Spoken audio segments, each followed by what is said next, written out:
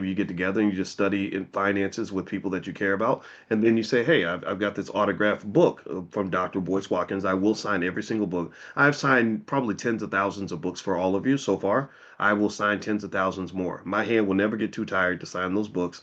I know my name, my autograph means something, right? So you are able to mark that up a little bit in a fair way and make that into a business. I want to go into business with you. Like working together, I think that's how we conquer the beast. Because the challenge of running a black business that's truly sort of independent is that you can't go get funding from everybody.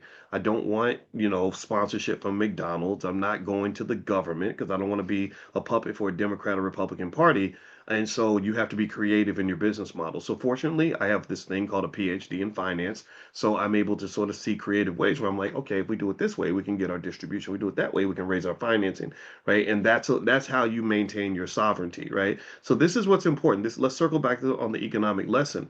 The sovereignty, the team building, Terrence, that's a great term. The sovereignty really comes from you being able to pay your own damn bills. And this was not something I learned in a doctoral program. This is something I learned in life.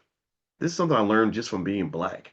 Like, when I would just see people like cooning and buck dancing and doing all these other things, um, all for a paycheck or because somebody was threatening to take money away from them. I didn't want to live like that.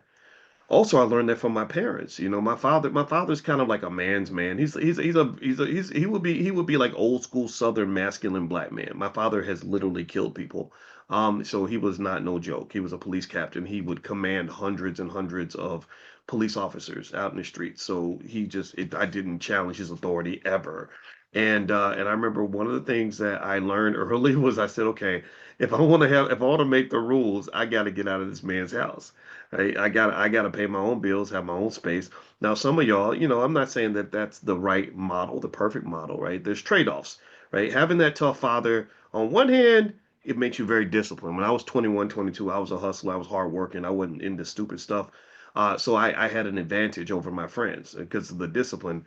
But the hard part is that it can be traumatic. It's very tough, when you don't have the emotional support that might make the discipline a little easier, right? So it's like taking medicine that tastes real nasty when somebody could have easily like, put the medicine in your ice cream and you know what I mean, make it taste good and still be good for you. He gave me the nasty medicine sometimes. He was a tough guy, but I'm glad he was a tough guy because he made me a tough guy. And while it's hard to be a tough guy, it's a sacrifice to become a tough guy. That to me is not as tough as being a weak guy. You know what I mean? Like if you're weak, then you're always disappointing yourself.